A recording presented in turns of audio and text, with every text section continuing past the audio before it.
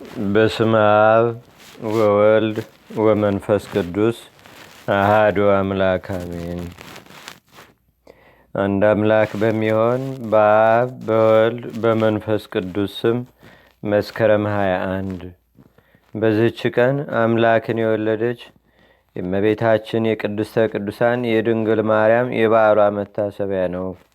ሁላችንም የአዳም ልጆች እስከ ዓለም ፍጻሜ የበዓሏን መታሰቢያ በየወሩ ልናደርግ ይገባናል።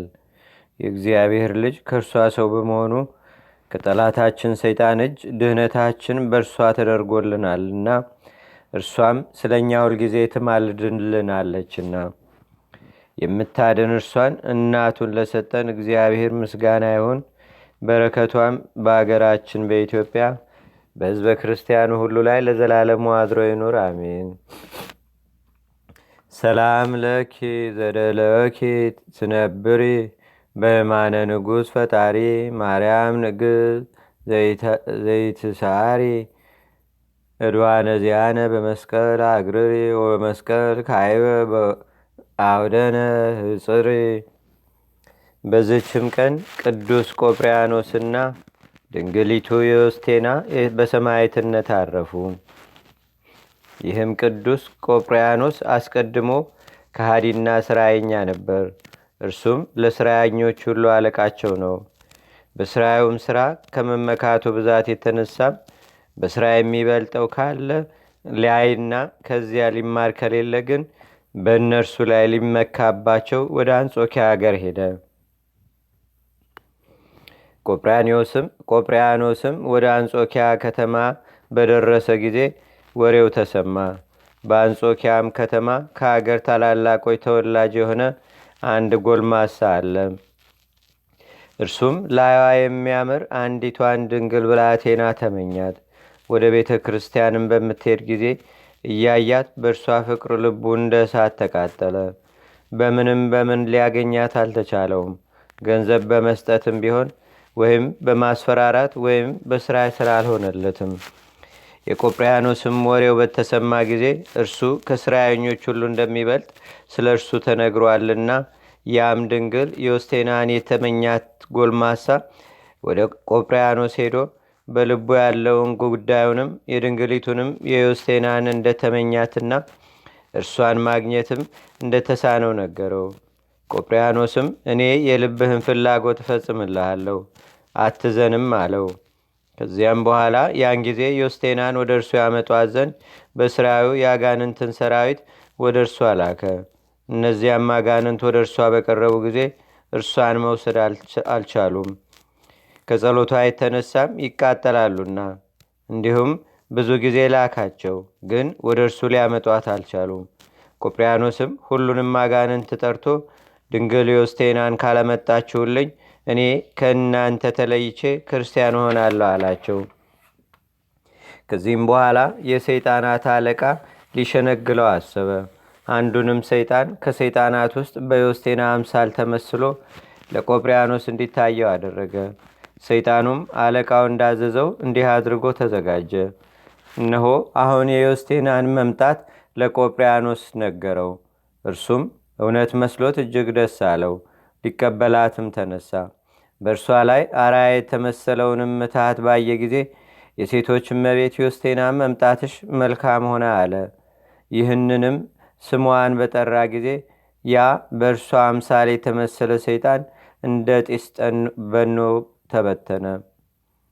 በዚያንም ጊዜ የሽንገላው ምክንያት ምትሃቱም ከንቁ እንደሆነ በዚያንም ጊዜ የሽንገላው ምክንያት ምትሃቱም ከንቱ እንደሆነ ቆጵርያኖስ አወቀ አስተዋለም። በልቡም እንዲህ አለ፣ ስሟን በጠሩበት ቦታ እንደ ጢስ የሚበተኑ ከሆነ በፊቷ ሊቆሙ ሊሸነግሏትስ እንዴት ይቻላቸዋል? ይህንንም ብሎ ወዲያውኑ የጥንቆላ መጻሕፍቶቹን አቃጠለ። ከዚህም በኋላ ወደ አንጾኪያው አገር ሊቀ ጳጳሳት ሄዶ የክርስትና ጥምቀትን ተጠምቆ የምንኩስና ልብስን ለበሰ። ከጥቂት ቀኖችም በኋላ ዲቁና ሾመው። ዳግመኛም ቅስና ሾመው። በትሩፋቱ ሥራና በቤተ ክርስቲያንም ትምህርት ከፍ ከፍ ባለ ጊዜ ለሀገሩ ምዕራብ ለሆነች ቅርጣግና ለምትባል አገር ኤጲስቆጶስ ሲሆን ዘንድ ተገባው። ያን ጊዜም ቅድስት ዮስቴናን ወስዶ ለደናግል ገዳም መምኔት አደረጋት። በቅርጣግናም የቅዱሳን የአንድነት ስብሰባ በሆነ ጊዜ ከጉባኤው አባላት እርሷ እንደሆነ። ከብዙ ወራት በኋላም ከሃዲው ንጉሥ ዳኪዎስ ስለ እነርሱ ሰማ። ወደ እርሱም ማስቀረባቸውና የክብር ባለቤት ጌታችንና አምላካችን መድኃኒታችን ኢየሱስ ክርስቶስን ክደው ለጣዖቶቹ እንዲሰግዱ አዘዛቸው። ትእዛዙንም ባልሰሙ ጊዜ ታላቅ ስቃይን አሰቃያቸው። ብዙ ስቃይንም ካሰቃያቸው በኋላ የቅዱስ ቆጵርያኖስንና የቅድስት ድንግል ዮስቴናን የሶስት ወንዶችንም ራሳቸውን አስቆረጠ። የሰማዕትነት አክሊልንም በመንግሥተ ሰማያት ተቀበሉ። ለእግዚአብሔርም ምስጋና ይሁን። እኛንም በጸሎታቸው ይማረን። በረከታቸውም በአገራችን በኢትዮጵያ በሕዝበ ክርስቲያኑ ሁሉ ላይ ለዘላለሙ አድሮ ይኑር፣ አሜን። ሰላም ለቆጵርያኖስ ሰማዕተ ኢየሱስ ፌማ በጤገነ እሳት ውእደ አባላቲሁ ዘሃማ ምስለ ሰለስቱ እደው ዘተሳተፍዎ ጻማ ወሰላም ለዮስቴና ባሃበፀው ስማ ከመንተጢስ ተዘርበ መስቴማ። በዝችም ቀን ከ72ቱ አርድእት የአንዱ ሐዋርያ የጢባሪዎስ የዕረፍቱ መታሰቢያ ነው። በረከቱም በአገራችን በኢትዮጵያ በሕዝበ ክርስቲያኑ ሁሉ ላይ ለዘላለም አድሮ ይኑር፣ አሜን። ሰላም ሰላም ለጥባሪዎስን ምስለ ሰባ ክሌቱ አርዲተ እግዚ በዕለተ ዕረፍትከ ዮም ብሔረ ተድላ ወፍቅ ባርከነ ለደቂቅከ በውስተ ዛቲ ምስዋ እስመ ለመምህር ቡራኬ ስሩ። በዝችም ቀን ሃይማኖታቸው የቀና የ318 ኤጲስቆጶሳት ስብሰባ በኒቅያ ከተማ ተደረገ። መላውን ዜናቸውን ህዳር 9 ቀን ጽፈናል። በረከታቸውም በአገራችን በኢትዮጵያ በሕዝበ ክርስቲያኑ ሁሉ ላይ ለዘላለሙ አድሮ ይኑር፣ አሜን። ሰላም ለክሙ ጳጳሳት አይማድ ሰለስቱ ምዕት አስርቱ ወሰመንቱ በፍቅ በእንተ ማርያም ጳጦ ጸዋሪ ተነድ ኑ መምህራን ትባርኩነ ለውሉድ እንዘትእዙ መስቀለ በእድ።